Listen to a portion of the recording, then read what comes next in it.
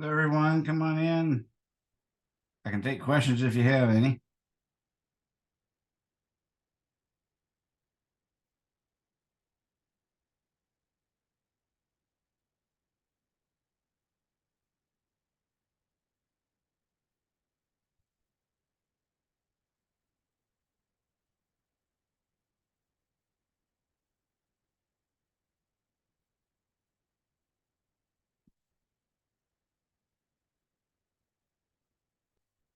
No questions yet.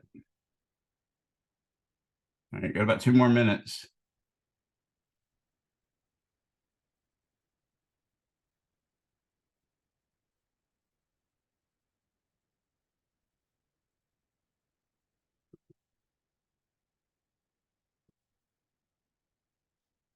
Hmm.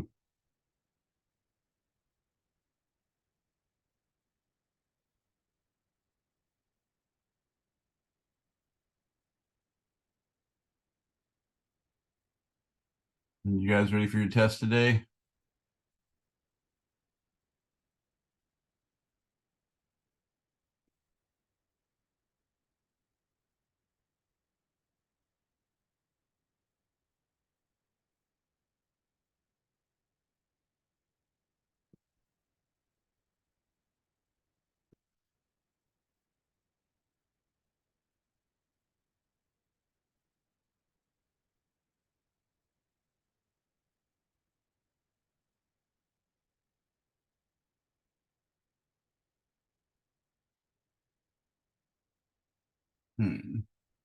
All right, got about 1 minute. Looks like just about everybody's here. Got 8 of you. No questions still? Yeah, I have a question. The formula sheet that we're allowed to have, we're allowed to like write what the like U is and all that different type of stuff, right?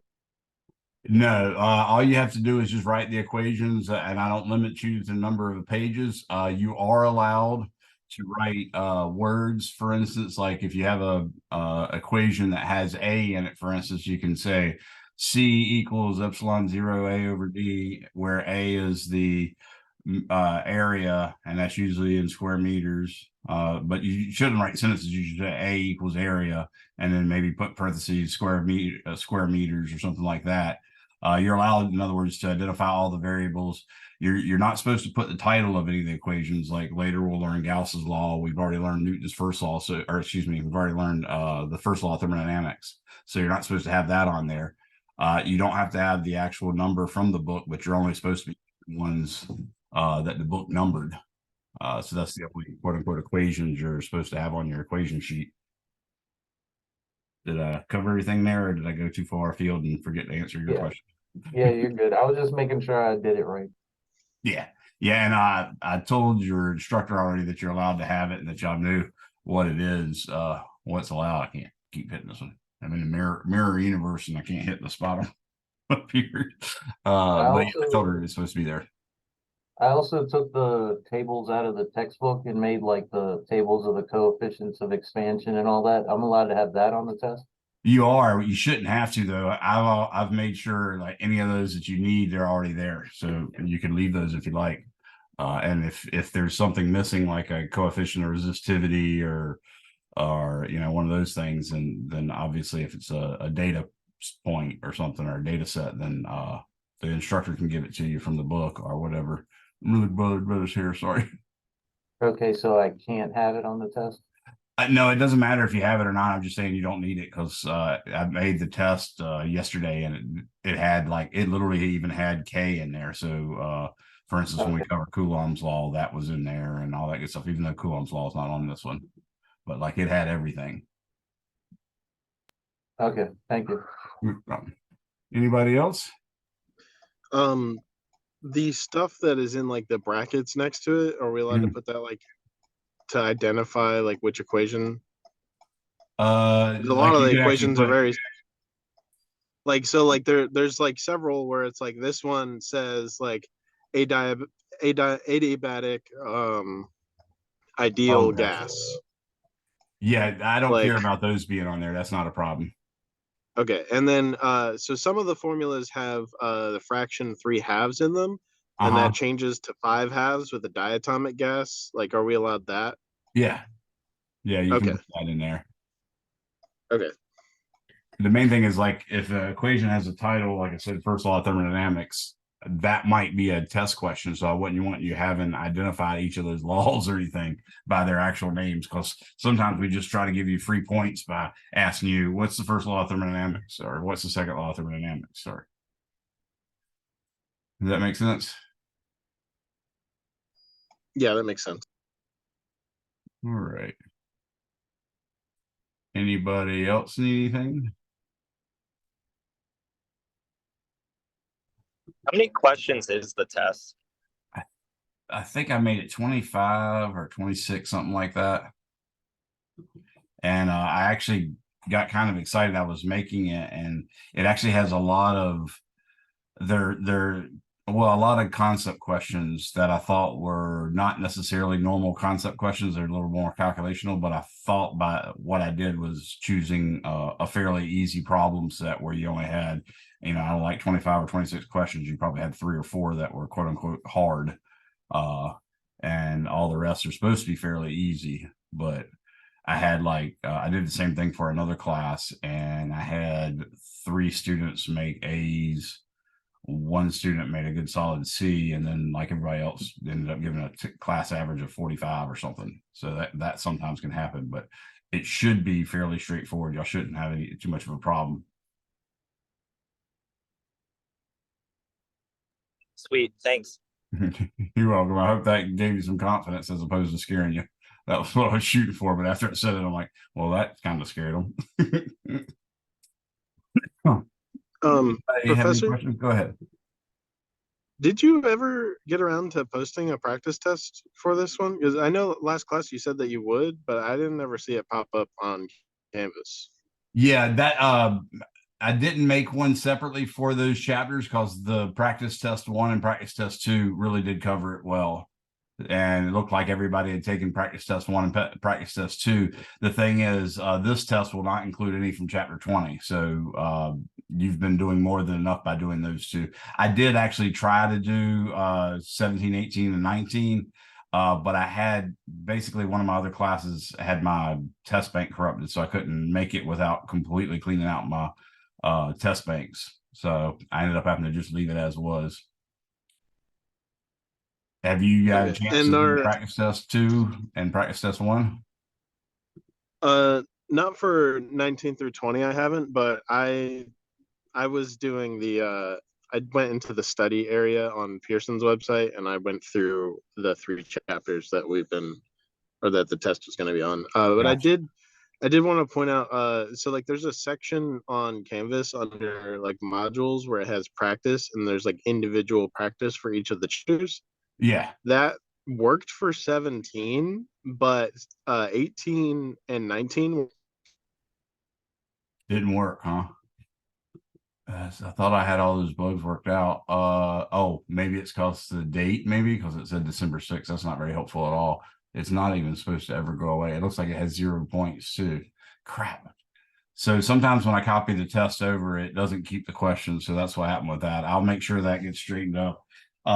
And in light of me having those problems with the actual test banks that prevented me from making one specifically for that, and in light of these other things, just do your best on the test, and I'll regroup after I see how everybody does. We might even give you another chance or something, or some way to even improve the score if something goes bad with it. So I just don't want you guys going in really super concerned that, oh God, I'm going to fail. The chances are that a large fraction of the class is going to fail on the first face-to-face test. It always happens. And it's normally a bimodal distribution where I have 3 or 4 students will have like really high A's or maybe even a B at the high end of a B, but nothing lower. And then everybody else will be like C's and F's. So it's sometimes even trimodal where you have like 2 or 3 that have C's and then everybody else have really horrible F's. That's very normal. That's a little bit about students learning how to not use the homeworks that you can find online too much. So like using Chegg and stuff like that. So if I look at it and I see a real big problem, I'll try to address that. Speaking of which, I also want to let you guys know, I think I'm going to completely reconfigure how I do practice tests and the test. Like I've been keeping the online tests really short in time. And I've actually had a lot of students tell me that they couldn't work that many problems in that amount of time unless they literally just ask for Chegg to give you the solutions. So I'm going to start giving you longer periods on the online tests because I really want y'all guys not to get too hung up on using Chegg so much that you're not learning the material, because this is what will happen. You'll end up getting really good online test grades, which only count like 10% or whatever, and then your face-to-face tests, which count like 55%, will be like in the real 50s and stuff. And that's not that's the opposite of learning. So we don't want that. So I'm definitely going to address it in the next couple of weeks. So all that's going to change a little bit. Hopefully that'll help you guys. And I think I have one last thing. Are chapter 20 homework and the 19 and test still due tomorrow? So I think I moved that one. My intent was to move it to the 25th of September. And if I find out that it's corrupted like the other ones were, then I'll completely take it down and restart. But yeah, I've set the test 2 to be due September 25th. So you do have some time on that. Okay, but chapter 20 homework is still due tomorrow. 20, I thought I moved that back. I'm actually in my lab and mastering, so let me check what that is. The chapter 20 conceptual was due at a later date, but the homework itself, I think, was still showing up as due tomorrow when I looked at it earlier. I don't want to. Yeah, I'm going to go ahead and change that right now. So I'm changing to chapter 20 homework. Instead of it being due on 9/20, I'm going to go ahead and make it due 9/25. Thank you. That gives you a little bit more time. We finished 20, so I'm not covering more material from that, but still, I just want to make sure you had plenty of time. So I did change that. Everybody good? Okay, I'm going to try to get you guys in and out of here, especially since I've learned that some people haven't taken the practice test too. I would hope you take it a couple times before you actually take the test, so maybe we can get out early enough to give you some time. I'm going to skip a lot of the intro stuff that I normally do, which you can really get from reading, and it really is better to get from reading. For instance, the difference between an insulator and a conductor, how you can induce a charge, and how you can actually polarize an object, that sort of thing. All that stuff's covered not only in the book, but there's also covered in some video links that I'll have, so you'll just see some examples of people doing stuff. But basically what the short version of it is you can take 2 materials, just 2 different materials, doesn't matter. Like a typical one in the times of ancient Rome and Greece would be the skin of an animal and amber, which is like fossilized tree sap. You can take the skin of the animal and rub it on an amber rod, and they both become charged. And if you made an electroscope, which you can make pretty much out of like a prescription bottle or a peanut bottle or something like that, you drill a hole in the top or melt a hole in the top of the bottle, and you run a little copper wire that has a hook on both ends, or actually a knot on one end, say, so it don't fall in the hole, and then the other end like a little hook, and you just hang 2 little blades of aluminum foil next to each other from the hook inside the bottle. The bottle is just to keep the wind from blowing it and that sort of thing. Now, if you take that amber rod, for instance, that you just rubbed with hair or with fur or whatever, and you lay that on the top of that metal rod sticking out of the bottle, what will happen is before you even touch it, those little pieces of aluminum foil are going to stand out like that. And the more charged it is, the larger the angle will be between them. If you actually go ahead and touch that copper wire, then the charge will actually be transferred, as opposed to just inducing a polarity. It would actually cause, like if the amber was strong enough to steal electrons from the fur, then the amber would be negatively charged. It'll cause those negative charges to actually jump on the copper wire, and then that'll run down to the aluminum sheets, and those aluminum sheets, both being negatively charged, are going to spread out and try to get away from each other. Then if you bring another charge, or if you bring, say, the fur now to it, that's going to be oppositely charged. So you could actually get that, and that might actually cause them to shrink. And by doing that with 2 materials at a time for like virtually every material, you can eventually come up with a list where the thing at the very top would be the thing that has the largest affinity for electrons. In other words, it's going to steal electrons from all the other elements below it. And then at the very bottom, you'll have like the weakest thing, and it can't steal electrons from anything. Like virtually everything above it steals electrons from it. But doing that, you actually have the electronegativity chart, which is really what chemists use to decide how reactions happen with individual atoms that make molecules. So that's part of it. You can also take, and for instance, take that amber rod, or even what I used to do, and you've probably done this too as a kid. You take like a balloon, and well, I used to have hair, so that helps. But back when you had hair, I could rub the balloon on my head, and the rubber of the balloon, the latex or whatever it's made of, would generally be strong enough to rip electrons off of my hair, and the balloon would become negatively charged. And then you can walk up to something like a conductor, and the negative charges on the balloon will compel all the negative charges in the conductor to run away from the balloon. And then that side of the conductor closest to the aluminum will now all of a sudden look close to the balloon, will now all of a sudden look positive. And in fact, if you let it go, the balloon would just run into it because they're opposite charges, and opposite charges attract. But what you did before you actually touched it was you more or less polarized the conductor, where you made the opposite end be negative and the end that's closest to the negative balloon would be positive. So that's some of the stuff you need to sort of understand the concepts of. Another big concept is charge is always conserved. So if you keep track of any kind of reactions between atoms or between molecules as well, the same number of electrons and protons that were initially have to be in the end, so that the total amount of charge is the same before whatever happens and after whatever happens. So that's another rule. Highly recommend you look up Tesla coils. I'm going to type that down so everybody knows what that is. So do that on YouTube. Do a search for Tesla coil on YouTube, and you'll see some cool videos there. I'll also have some in the links. I don't know what happened to them. They were in this course, but I was just looking for them to put them on this week's thing, and I can't find them, so I got to go track them down again. But with that in mind, let's go ahead and get started on 21. I will tell you that a conductor generally is made up of atoms or molecules that hold on to their electrons sort of loosely, or at least one electron sort of loosely. If that's the case, then you have a whole pile of molecules making up a compound, or a whole pile of atoms making up an element. And an electron from any one atom can be anywhere within that conductor. That's what makes it a conductor.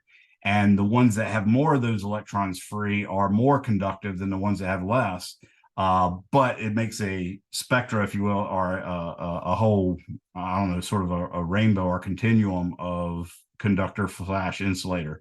So to be honest with you, anything you tell me is an insulator, I can tell you an instance where it's going to be a conductor. And it all depends on how much electric field strength you're dealing with. Like, for instance, air is a really good insulator, but guess what? During a lightning storm, once the electric field strength builds up to 300 volts or 300 million volts per meter, then lightning can strike a distance of 1 meter. If it's 600 volts per meter, then lightning can strike basically maybe 2 meters, and so on and so forth. So just keep that in mind, and we'll cover all that. The stuff I want to get to right now is really Coulomb's law of force, how the electric field's applied, and then how to use it in terms of vectors. So that's what I'm going to do. I'm going to share my screen so you guys can follow what's going on. I've clicked on share screen, and now I'm selecting it on my iPad. And I'm waiting for it to show. Okay, looks like I'm on the right page now. So for starters, I'm going to show you the parallels between Coulomb's law and Newton's law of gravity. So Newton's law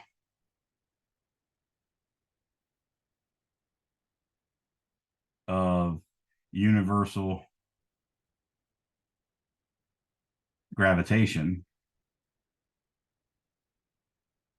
or I'll just say gravity, is the force F is equal to some constant, which we call the gravitational constant of the universe, times the product of the masses, and inversely proportional to the square of the distance between them. So the diagram that you need to fit with that is, one, you need to understand that the force is a vector quantity. So I'm going to say it's a vector. Now, I didn't show the vector symbol on it because I didn't write a vector equation, but I'm saying F in general is always a vector. So what I need you to think about is, let's imagine just a coordinate system like this. And let's imagine that you have a mass right here, M1, and it's a particle really, so it's infinitesimally small.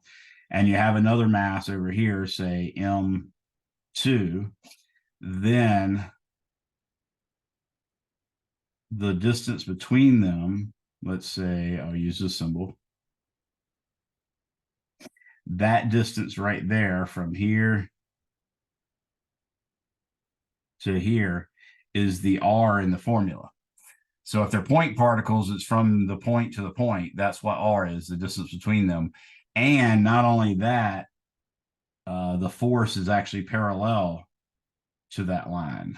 So the force is always attractive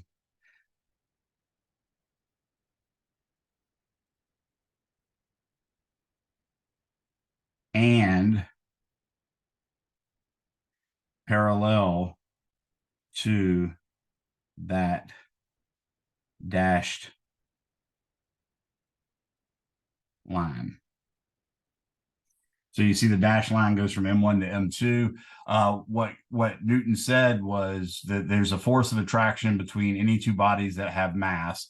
That force of attraction is proportional to the product of the masses and inversely proportional to the square of the distance between them, and acts in a line or acts parallel to a line that connects the centers of mass of each of the two masses. So if it's a spherical distribution of mass, meaning it's literally you could rotate it at any small angle through a line through the center and it look identical. If that's the case, then you can just treat the center of that sphere as the point for M1 and the center of the sphere for M2 as the point for M2, and then it does that way. Otherwise, this equation is mostly used for point particles. But like I said, if it's not a point particle, then you have to do something called calculating the center of mass, which you did in 241. But that's Newton's law of gravity. And I want you to realize that G in that is 6.67 times 10 to the negative 11th. And that's Newton's meter squared per kilogram squared. Okay.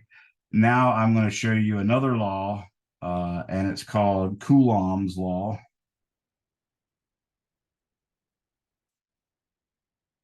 And there's actually three versions of it. So I'm going to say force, because there's one for the electric field, there's one for the voltage as well, and then there's this one for the force.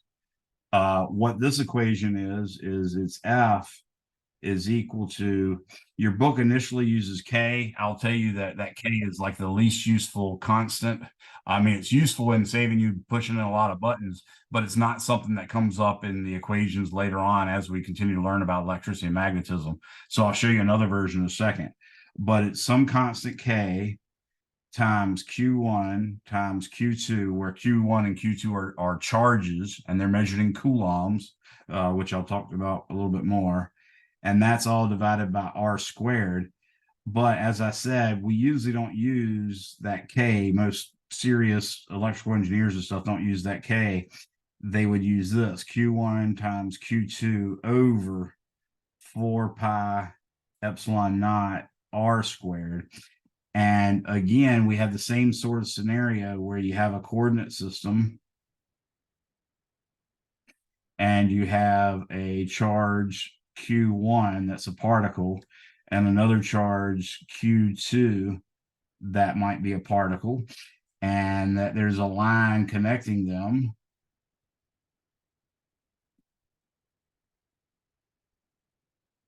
And that distance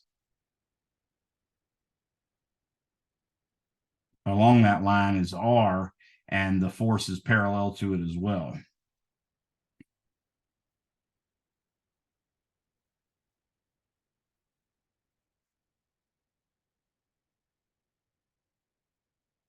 Now, in this case, we know that the electric force can be repulsive or attractive because like charges repel. So if it's two positive charges, in this diagram, you could draw a vector that's parallel to that yellow dashed line and points to the left, and that would be the force on Q1 due to Q2, because Q2 seems to be a positive number because it just says Q2 instead of say negative Q2. So if Q2 was positive and Q1 was positive, then the force on Q1 would point to the left. And the force on Q2 would point to the right because both of those are repulsive. Now, if the one charge, say Q1 was negative and the other charge Q2 was positive, then the force on Q1 would point to the right. In other words, it'd be attracted to Q2. And the force on Q2 would point to the left, meaning it'd be attractive as well. Okay. Now, what I'll say is this K is defined to be 1 over 4 pi epsilon naught, and that's about 8.99 times 10 to the positive 9 newtons meter squared per Coulomb squared. And epsilon 0 is the constant that comes in quite handy, and that one's 8.85 times 10 to the negative 12th Coulomb squared per Newton meter squared, and it's called the permittivity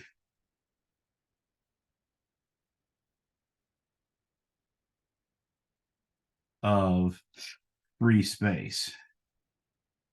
It's really for a vacuum, epsilon 0 is, but if you wanted epsilon for air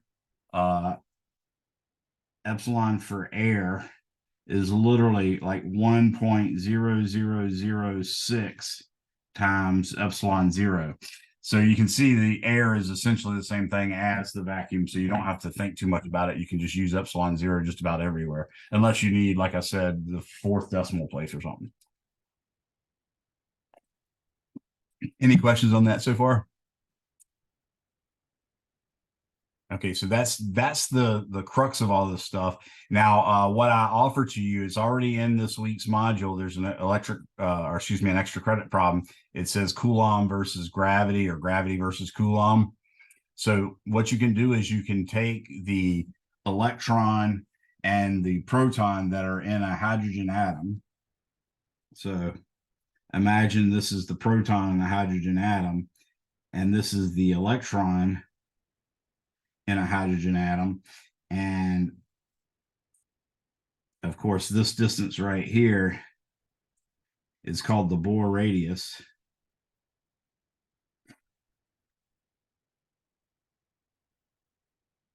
And it's about, they use the symbol A for it, or A0, and it's about 0.549 times 10 to the negative 10th meters.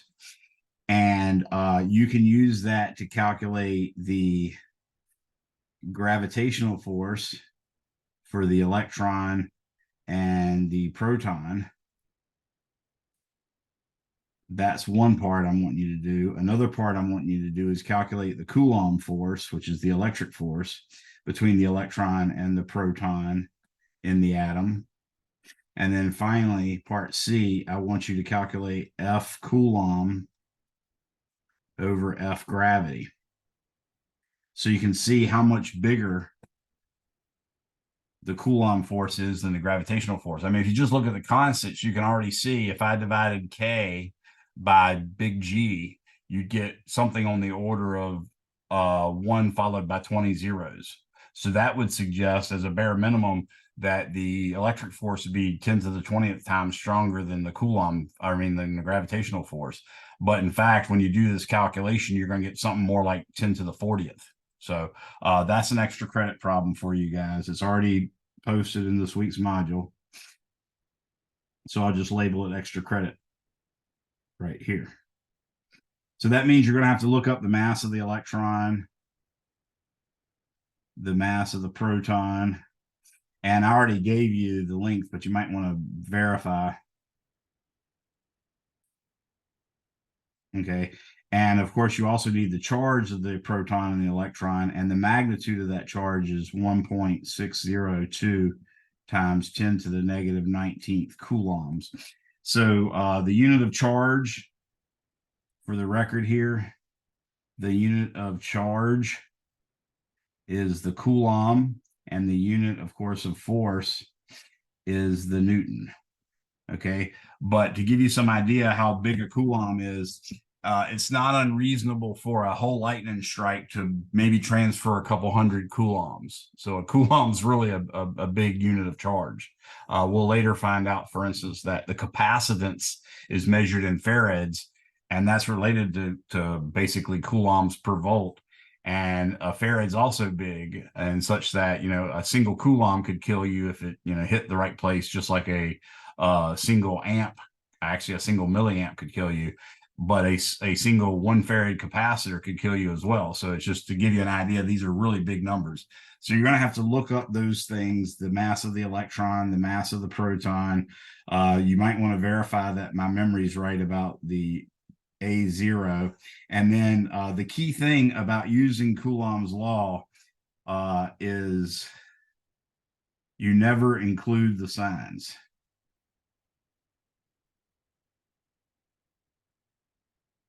Okay, I've never included the signs when I'm doing calculations like that, but I'm going to show you how to do a problem now. So that's our little intro to Coulomb's law. Coulomb would have said there's a force that's either attractive or repulsive, and we'll call it the Coulomb force. It's directly proportional to the product of the charges and inversely proportional to the square of the distance between them, and it acts along a line connecting the center of charge of Q1 to the center of charge of Q2. Again, it has that same caveat that I told you with gravity. If Q1 and Q2 are spherical distributions of charge, then they behave just like a point charge at its center, and you can just draw the line from the center of the sphere to the center of the other sphere. Or if one's a particle and one's a sphere, then you can go from the center of the sphere to the other particle. Okay, so that tells you all the sort of stuff you need to know. The magnitudes of vectors, remember, are really positive quantities. Their components, like the x component of a force, can be negative, and the y component of a force can be negative. But even the magnitudes of components are positive as well. So just remember, magnitudes are supposed to be positive in classical physics. So let me start off by working a very specific problem so you'd understand exactly how we're going to go about doing this stuff. So our problem is going to be this. I'm going to first draw a coordinate system, and you don't always have to draw a coordinate system first. I just find it's quite nice and easy to do that from the very beginning. So that's going to be my coordinate system. This is going to be my y-axis, and this is going to be my x-axis. I am going to say, for instance, that this right here is 2.00 centimeters, and this right here is negative 2.00 centimeters, and I'm going to put a charge of Q1 equals positive 5.55 times 10 to the negative 6, or actually let's do it this way: 5.55 microcoulombs. And then Q2 over here is going to equal negative 5.55 microcoulombs. And I didn't like how that 5 turned out, so I'll just go ahead and fix it.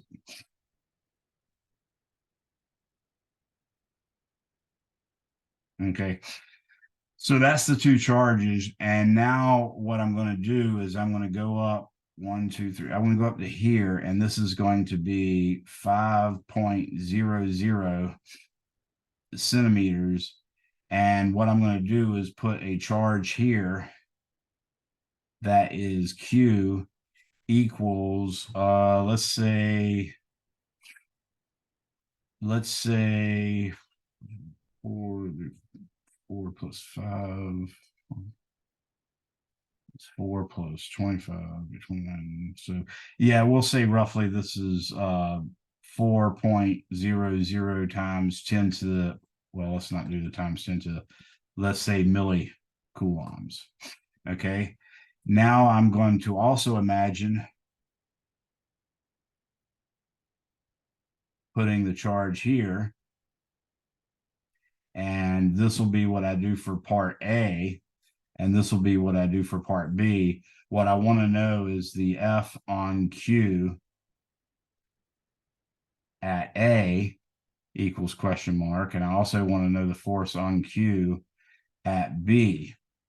So that's the actual problem. What is the net force on that charge big Q? If in the first case, the big Q is directly above the Q2, and in the other case where it's directly above the center.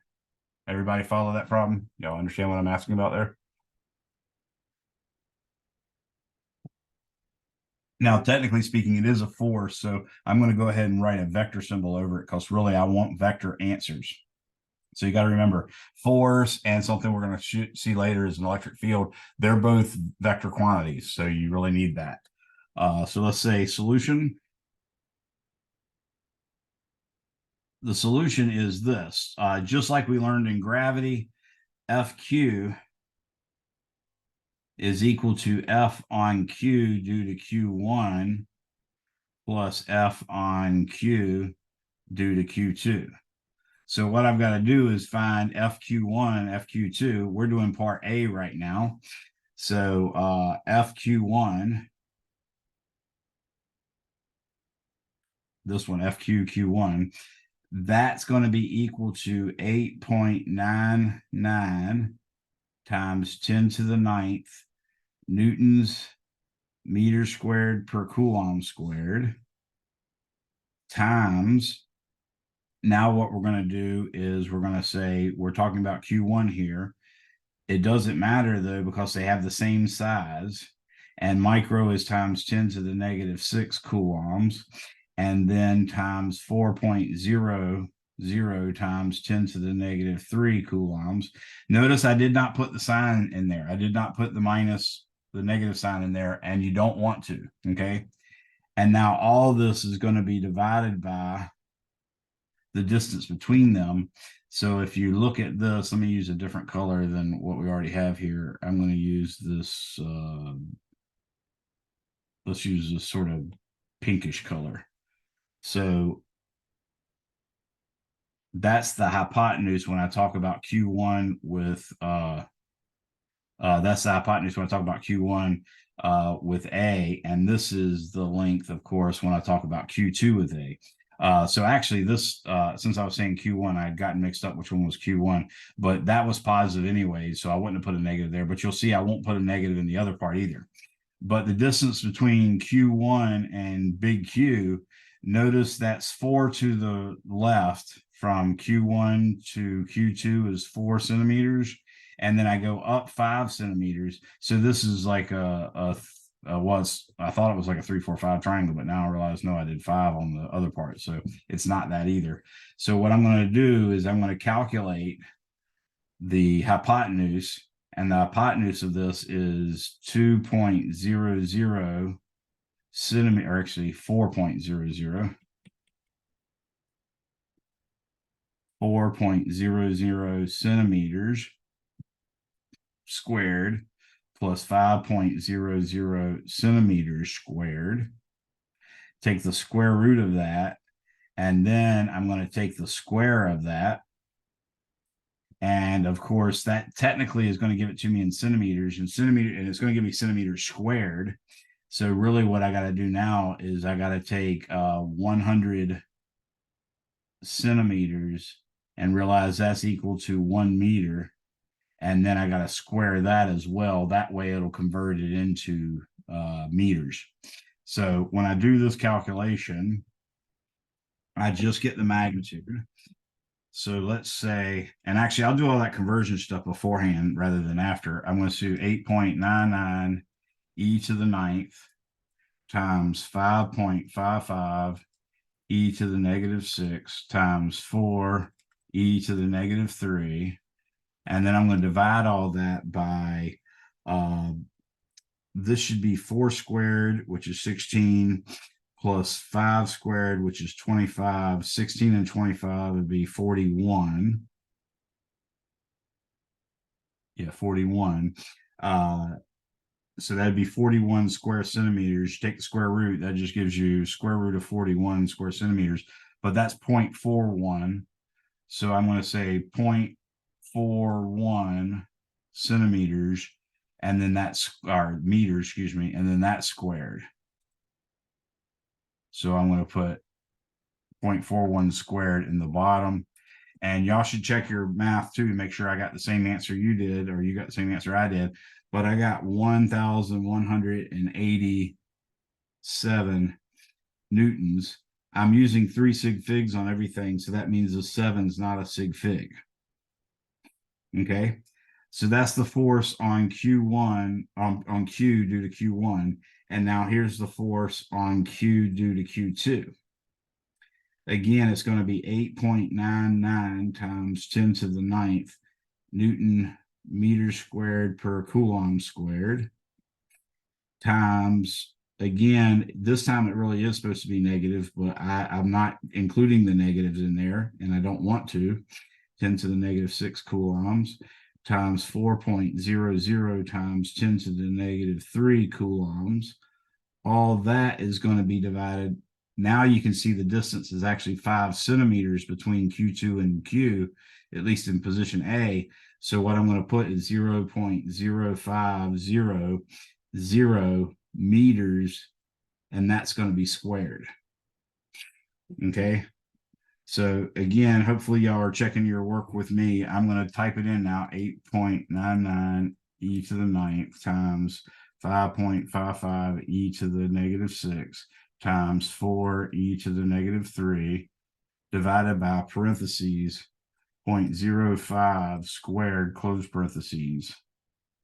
And that gives me, notice it's a lot closer, so you do expect it to be a little bit bigger. So I'm going to say this one's 7.983, carrying one extra sig figure, in other words, times 10 to the 4th newtons. Of course, you could also write this one as 1.187 times 10 to the 3rd newtons, and then it looks a little bit more similar. But that's what those two forces are. Now we've got to use the actual definition that I gave you of Coulomb's law. The force, for instance, due to Q2 is actually, this is a negative charge, and the big Q is a positive charge, so they're attractive. So what I'm going to do is I'm going to say this force would point straight down this way, and that force is FQ Q2. Now the other charge, the Q1, is positive and the Q is positive, so those two are repulsive. So I would also say that this force right along this line is FQ1. Okay. So we need to figure out how to add these two, and I really would have liked to put the second force right where that letter A is in parentheses, but it would make it too messy, so I didn't put it there. So that's why I drew it where it was. But what I got to find out is what are the vector parts of FQQ2 and what are the vector parts of FQQ1. So FQQ2 only points in the negative y direction. So I can immediately say that FQQ2 is actually equal to negative 7.983 times 10 to the 4th newtons in the j hat direction. Notice the negative with the j hat makes it point down. That's why the negative's there. FQ1, on the other hand, FQ1 is going to be 1.187 times 10 to the 3rd newtons times the cosine of this angle right here. Let's call that angle theta, and I can see that theta is equal to the inverse tangent of the opposite side is 5 and the adjacent side is 4. So if I do inverse tangent of 5/4, arctan 5 divided by 4, I get 51.34 degrees.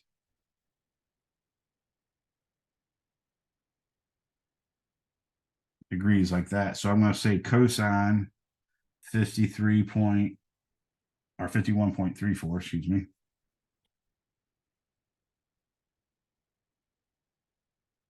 Degrees. And notice that x component points in the negative x direction. So I'll put a negative right there. Everybody see the negative? And then I'll put an I hat on it. The y component points in the positive direction though. So that's going to be 1.187 times 10 to the third newtons times the sine of 51.34 degrees. And that's in the j hat direction. So if I take cosine of that 51.34 and multiply it by 1.18 or 1.187 e to the third,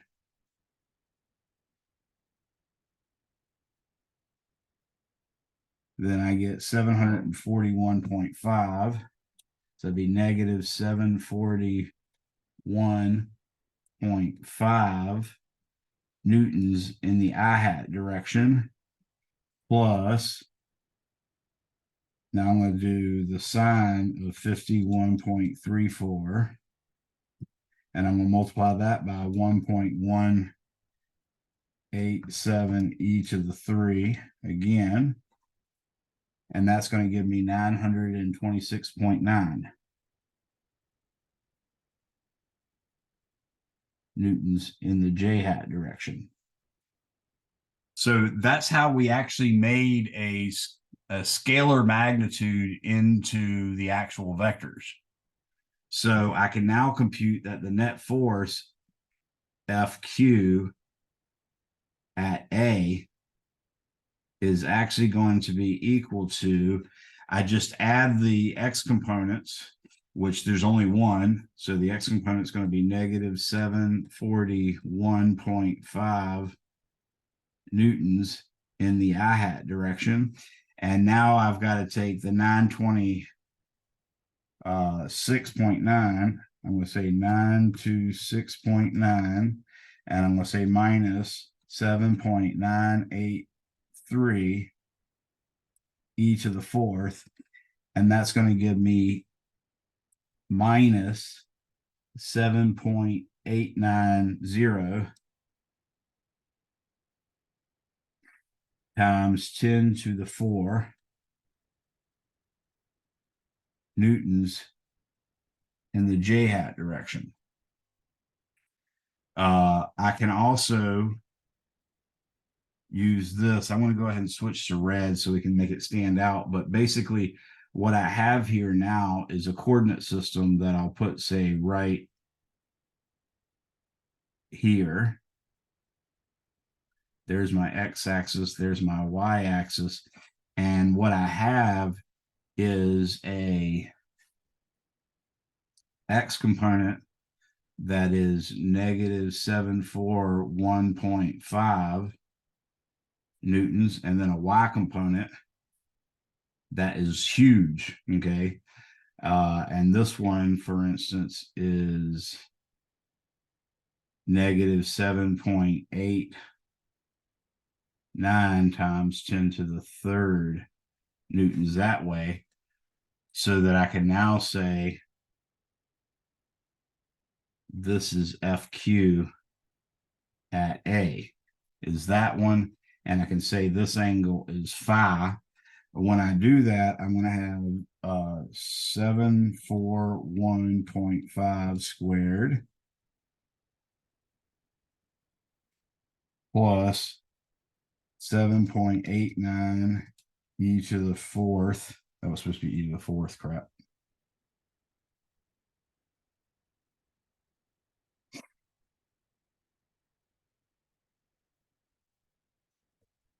Let's see if I can erase this without erasing everything.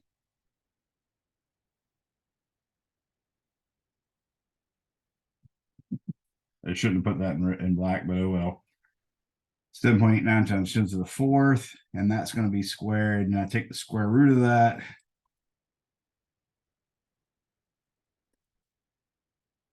And that gives me 7.89 times 10 to the fourth, because that other one's so small. This is equal to 7.890 times 10 to the fourth newtons.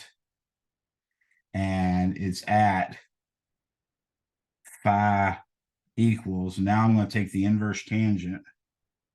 Let's say tangent inverse of 7.89 e to the fourth divided by 741.5. Oops.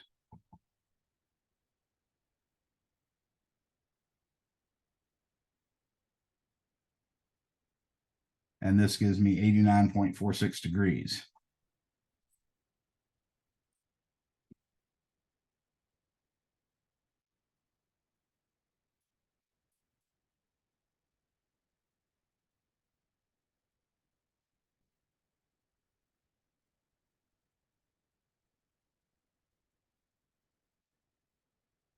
Okay. So that's the total answer for part A. That's both in IJK notation as well as magnitude and direction location. Notice I said at, but I said at phi, and I have a diagram showing what phi is. So that's why it's okay to write that as at phi equals 89.46, because you can look up on the diagram and see that this is referring to this diagram. Anybody have any questions on that one?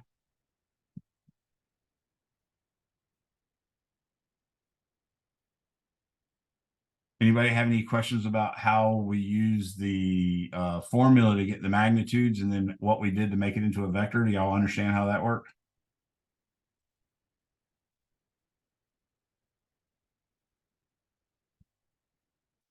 All right, now that we have that, and it seems like no one has any questions. Actually, it wouldn't hurt if I put my chat up. Let me make sure I'm looking at the chat in case somebody commented, and no one has, so that's all cool. All right, so let's go to the next page, and I'm going to do part B.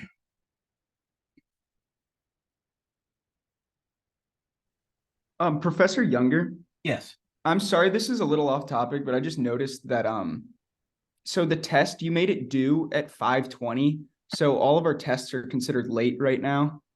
Thanks for catching me on that. Yeah, that was this morning when I was under the impression y'all's lab met beforehand. So yeah, I'll definitely fix that. Okay. All right. Yeah, I just wanted to make you aware of it. Yeah, I appreciate that, because that would have been problematic, obviously. Let me see if I got it here. Okay, I'm on the wrong one. That's why that one doesn't work. Okay. Yeah, I can fix that. It's not a big deal. But thank you for catching it. That would have been. Yeah, I figured it wasn't. I figured I'd let you know prior. Oh, and since I'm here, I'll let you know it actually turned out to be 34 questions. 34 was the number. So today is the 19th, so that part's fine. But I'm going to say basically 9:30. Actually, I'll do 10:20 and just leave it at that. Now, the answers will become visible to you. And when they are, the answers will come up, but they'll be gone by midnight tomorrow, by 11:59 p.m. tomorrow. So just keep that in mind. I usually don't make them available at all, except like I said, I want you to be able to look and see not only what mistakes you made, but what the right answers were. So that's there. And I'm going to show the correct answers at 10 p.m.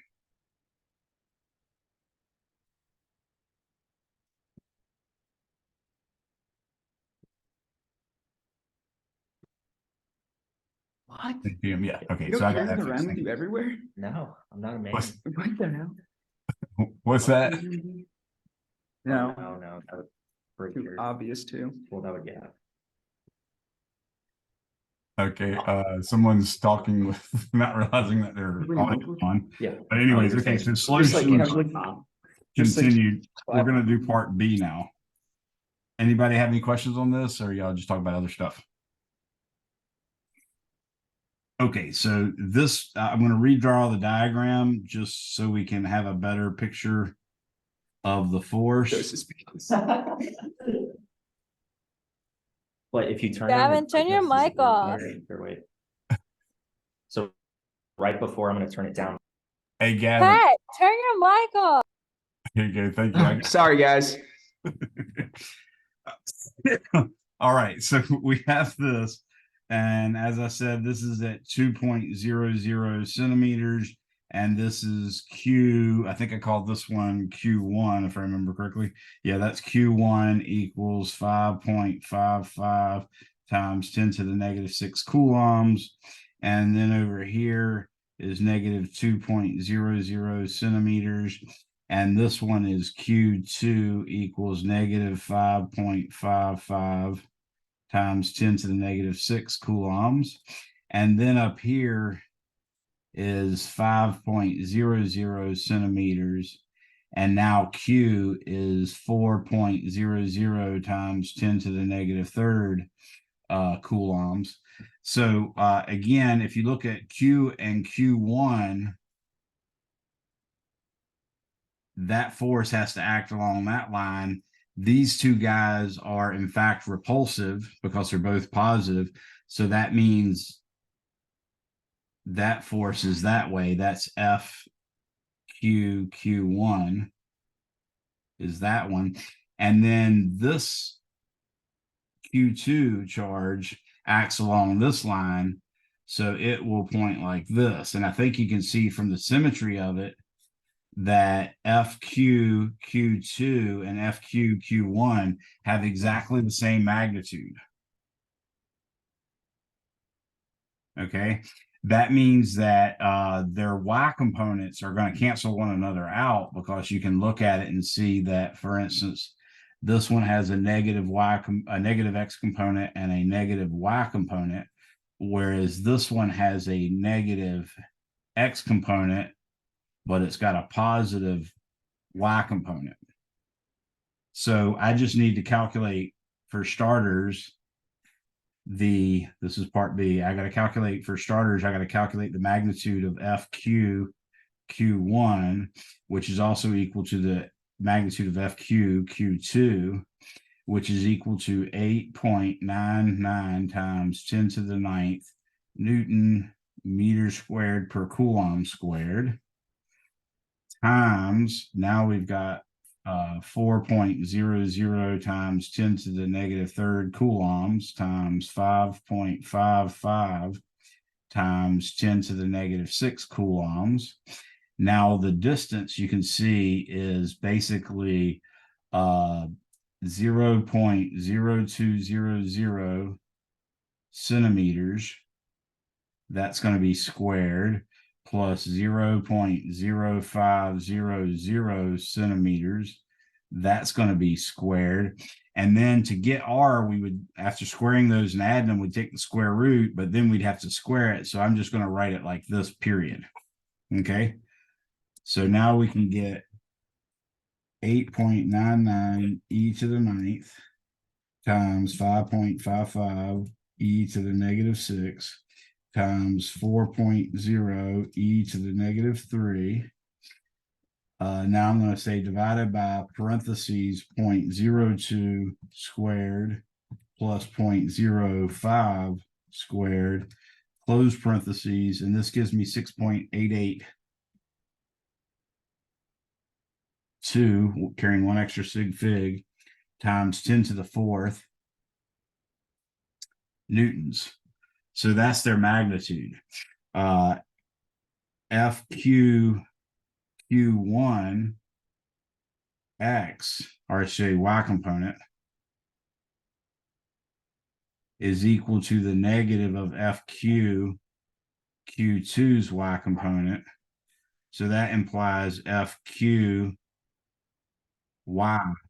is just equal to 0, because those two are canceling out.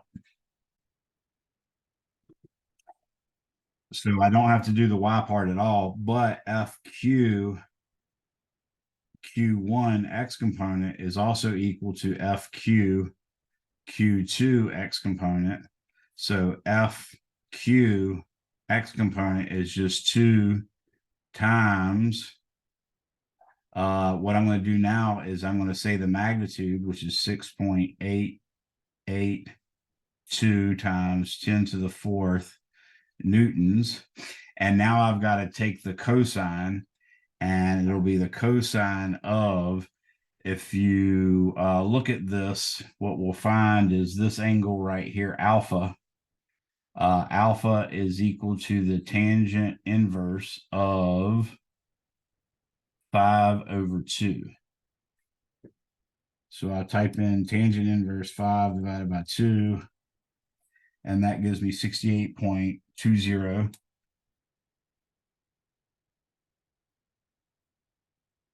degrees. So I'm going to say times cosine 68.20 degrees. So does everybody know why I did the factor of 2 there and why I did cosine?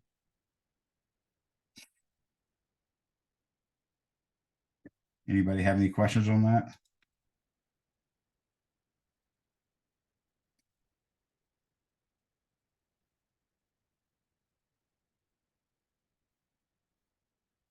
Okay, so I get 5.112.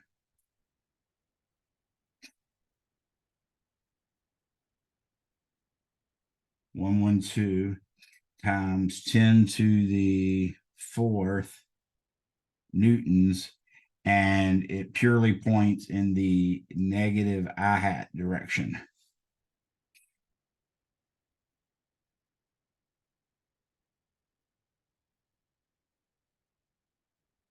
Any questions on that?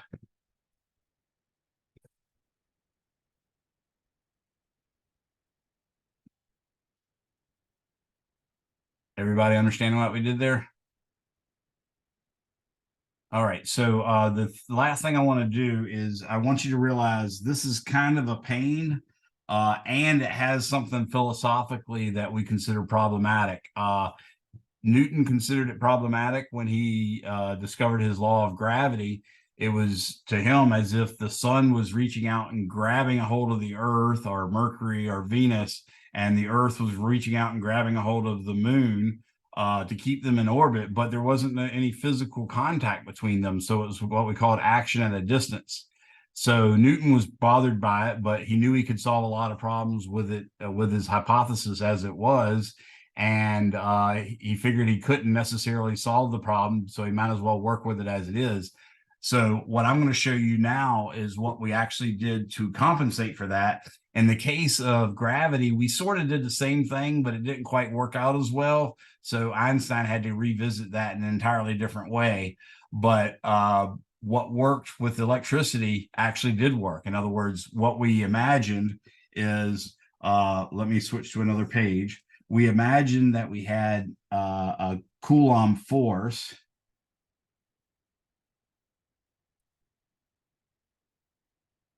which was equal to, let's imagine it as if we have two charges, Q, which we're going to pretend like it's a source in some sense, and then little q, we're going to act like it's the one that's feeling a force. And all that divided by 4 pi epsilon naught r squared. So what I mean by this is, let's pretend Q causes an aura around itself, and that Q1 feels a force when it is in that aura. Okay, so what we're imagining really is something called a field. And what you can imagine, I mean, you've probably seen science fiction movies before, so you've heard of force fields and gravity fields and all that kind of stuff. But mathematically, what a field is you take some coordinate system that you created, say, in any portion of the universe, And with that X, Y, and Z coordinate system, you have an X, Y, and Z for every point in some fraction of the universe. Now, if you take and assign to every one of those X, Y, Z points a quantity, then that quantity defined on those points is called a field. If that quantity is a scalar field, like maybe you record the temperature at each X, Y, and Z, then you have a scalar field called the temperature field. If that quantity is a vector, then you have a vector field, and the force, of course, is a vector, and the electric field that we're going to define is going to be a vector as well. So we're going to create a vector field, and I'm using the word aura because probably everybody has some kind of idea what we mean by aura. I know first time I heard it was in a first aid class, like in 8th grade or something. So I suspect you all have something. But you just sort of imagine big Q as if it's disturbing space in some way just by existing. Okay. And then you look at that force and you say, what part of the force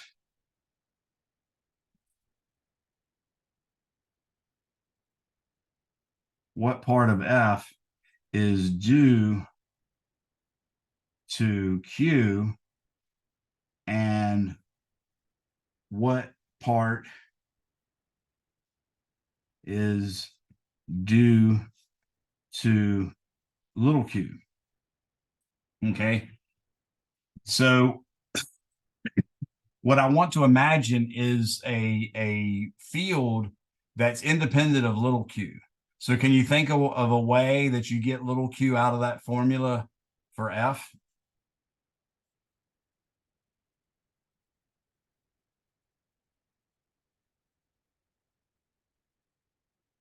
Anybody?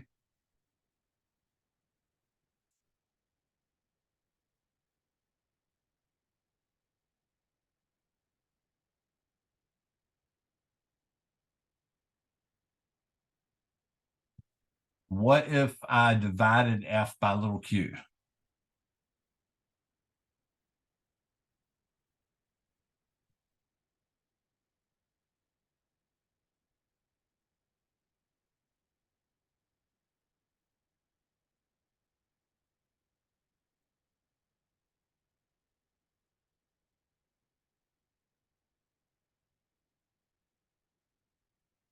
And then if you did it that way, you could say, okay, well, let's define E vector as, and I'm leaving a space here on purpose, as the force vector divided by Q.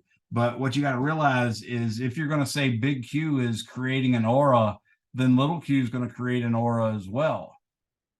So in order to minimize that effect, we at least hypothetically consider taking the limit as q goes to 0, and this is what we get.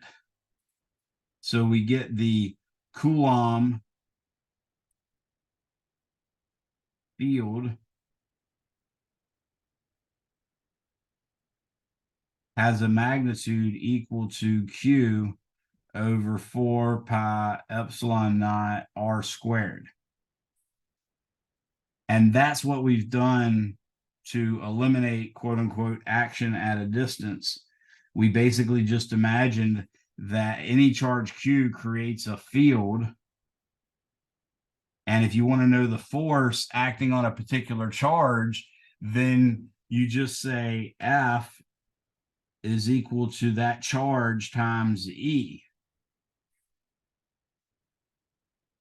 Right? So notice if I took that Coulomb field that I have in the red box there, if I multiplied that by little q, notice we'd get the black F that I had up at the top left of the page. Does everybody see that? So that's it. That's all I wanted to get to you guys to today, is so that you'd see what the electric field looks like without it. It's still a vector quantity. Now the only difference is if you draw a coordinate system, you have to imagine Q as the source of the electric field. And then there's a point, let's say P, at which you wish to know the electric field. And then the distance R is the distance from Q to that point, and the E field is parallel to the dashed line. And it points in the direction that a positive charge is compelled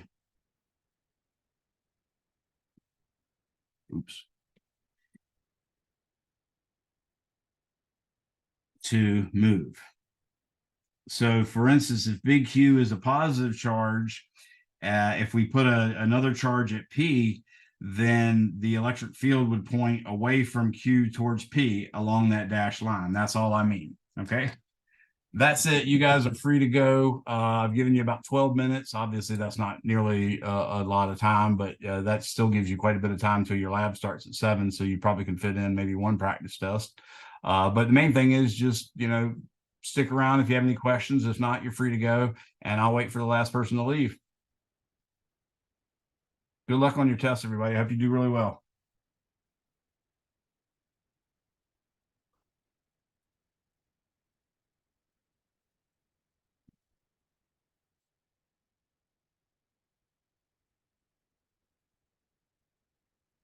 Hey, Professor, I think on the page before when you were doing D, I think it's supposed to be meters instead of centimeters. Yes. Thank you. I did make that. I made the correction, but I didn't write it in the notes. Thank you for that. I'm going to circle it so we'll have it properly.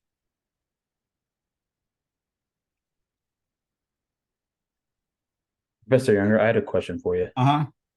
I did tutoring, I guess twice last week with one with Amanda Skinner and one with another person. And I'm still kind of struggling a little bit with solving some of these problems. Is there anything other than because my next resort is just going to be just doing as many problems as I can, in between, work and school, in the back book. Is there anything else you recommend? That really is the best thing you can do. I will tell you that there exists a product. I've mentioned it before. I hope I have anyways, but I'm going to write it down on the chat here. Where'd my chat go? There it is. I'm going to write it down here. It's called Coulom's outline. That you're going to put it in the chat. Yeah. Coulom's outline. Coulom's outline, and they have one, Physics for Scientists and Engineers. That's the one of the appropriate level, and it's just a ton of worked problems. So they'll have a chapter just like every chapter we've done in our book. Yeah. But it'll be literally like 1 or 2 pages long where they just give you the results. And then it's like usually on the order of 50 problems that are actually solved, where you see the whole solution instead of just the answer. And then they usually give you like another 50 or 100 questions with just the answer. So that's like the best resource I ever found. But Khan Academy is really good. That's actually watching video of people doing it. Stuff like that. And then also any videos you can find are helpful, but Coulom's outlines are the deal. If you want more problems and in some sense, way many more problems, there's one for college physics. And that one actually, I think, is better than the Physics for Scientists and Engineers, but it doesn't have any of the calculus stuff in it. So it's not helpful in that sense. Oh, I see. Okay. Yeah. I was, what I've kind of been doing, I've been doing the practice tests, I did the one before it closed. I was doing practice tests for 17, 18, and then I did 19, 20, countless times. And when I would to try to solve it, I've been reading through the chapters. So I understand, what's going on as I'm going through these problems, but I would check it so that I can see how different people are solving it. Because on Chegg, you can see maybe 3 or 4 different people solve the same question, and you can kind of follow along that way. And it's I just kind of feel like I don't have enough time in between, tests and stuff to keep up with it. That's all. So I just if you're actually solving them and then looking at Chegg, you're doing everything right. or if you even, try to solve it, get stuck, and then look at Chegg, you're doing it right as well. So that's all good. You might just need some more experience. And the way the homework assignments are is I try to give you realistic homework, but I also try to give you not too much homework because I'd rather you do a lot more practice tests. And that basically forces me to only give you some of the hardest homework problems. So you never really get a smooth transition from easy stuff to hard stuff. Yeah. If you had like Shalm's outline, or if you at least did the first couple of odd problems at the beginning of every subsection in the text, then you can at least see the answers, not the solutions, but at least the answers. And that would be better for you as well. So you can try focusing on a couple of odd problems at the beginning of each subsection before you actually start taking the practice test, or the homework, that is, and then do the homework and then do the practice test. And that'd probably be your best bet. But if you need more solutions that you can actually see and see how they work, at the Shalm's outline is the best way to go. And they have that for all courses. So there's one for statics, there's one for dynamics. Actually, there's a couple for statics and a couple for dynamics. They've got ones for chemistry, organic chemistry, biochem, programming languages, history. They got them for everything. Got it. Okay. Yeah. I was just something similar, because like the way that you solve the problems while we're in lecture, like being able to see you work through it, and you can see where you get certain constants from, or how to get something from what do you have to get, you have to get things from centimeters to meters to be able to solve it and get the right answer, exactly, like that. So so Shalm's outline's kind of, they have really pretty detailed solutions, and they're actually written for students, whereas Chegg is a lot of Chegg is from the solutions manual that the instructors get access to. So it's written for PhDs basically, and a lot of the solutions just aren't that helpful for students, where Shalm's are strictly written for students. Okay, I will give it a shot. I really appreciate the you can get them in ebooks too. I've got a couple of them on my Kindle, for instance, so that's kind of makes it a little more convenient too. You said on like Kindle or ebook. They have those available through like Barnes and Noble and stuff too. Okay. Yeah, I will do that. And then if hopefully maybe I can because I've got like tutoring sessions scheduled every Tuesday and Thursday, pretty much just to try to keep up with the class. So hopefully, like if I start looking over Sham's outline through this week, when my tutoring session comes up, I can hopefully get them to help me with it too. So that'll help you. You just need you need to immerse yourself in it a little better. I mean, back it used to be a kind of thing where a student that got to go to college were extremely wealthy students, and basically they went to college on a full ride, or their parents were wealthy enough to send them, so they didn't work, they didn't do all these other things. Guess what? We don't have the time. Must be nice, right? But we've got to do a lot of stuff while we're actually trying to learn the material. But that would be the ideal scenario, is you could just commit 40 hours a week just to my physics class. That would make me almost as perfectly happy as I could be. Okay. All right. Well, I will see you next class, Professor. All right. See you, Various. Good luck on your test. Thanks. All right. Bye. Anybody else? Angelica, you still here, or did you split? I think Angelica's gone. That was good. I was going to make a Hamilton joke about Angelica and Peggy. Anyways, y'all have a good one. I know no one else is here, but I'm out of here with my weird looking beard and my bald head. Have a good one. Bye-bye.